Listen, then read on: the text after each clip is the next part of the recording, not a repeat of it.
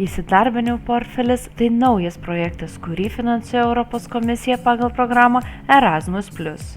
Šioje pamokoje sužinosite, kaip palyginti savo suvokimą apie turimus minkštuosius įgūdžius su praktikos vadovų ir mokytojų nuomonėmis, kad pagerintumėte savo įsidarbinimo galimybės.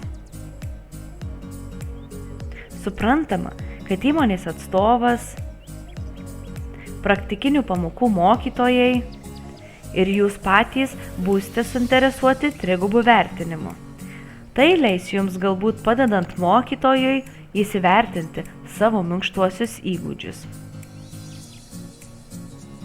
Darbo etika, lankomumas, punktualumas, lankstumas, saugos standartų laikymasis, pagarba darbo aplinkai, atsakomybės jausmas, patikimumas.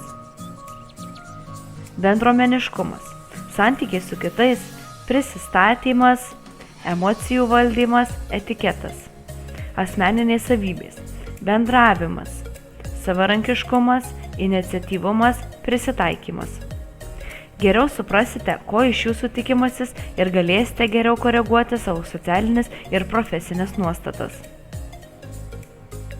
Šiame modulyje įsidarbinimo portfelio komanda žingsnis po žingsnio paaiškina, kaip susikurti Google trigubo vertinimo formą, kaip surinkti 3 įvertinimus ir kaip jūs paversti labai informatyvią diagramą. Kai peržiūrėsite šią pamoką, galite pabandyti sukurti savo diagramą, naudodamiesi įsidarbinimo portfelio komandos parengta pirmo modulio žingsnis po žingsnio mokymosi veikla. Taip pat rasite mokymosi veiklą, kaip skaityti ir suprasti diagramą. Tai padės jums įgyti įdomios savarankiško mokymosi patirties. Baigę, galėsite palyginti savo atsakymus su įsidarbinimo portfelio komandos parengtais atsakymų pavyzdžiais.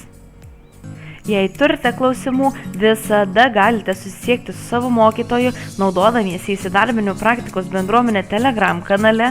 Taip pat galite susisiekti su įsidarbinimo portfelio partneriais, siųsdami žinutę per įsidarbinimo portfelio Facebook ir LinkedIn puslapius, palikdami komentarą po vaizdo įrašų įsidarbinimo portfelio YouTube kanale arba elektroniniu paštu per įsidarbinimo portfelio svetainę. Visos organizacijos, kurios naudojasi įsidarbinimo portfelio ištekliais, turi nusistatyti aiškią duomenų apsaugos politiką atitinkančią BDA reikalavimus.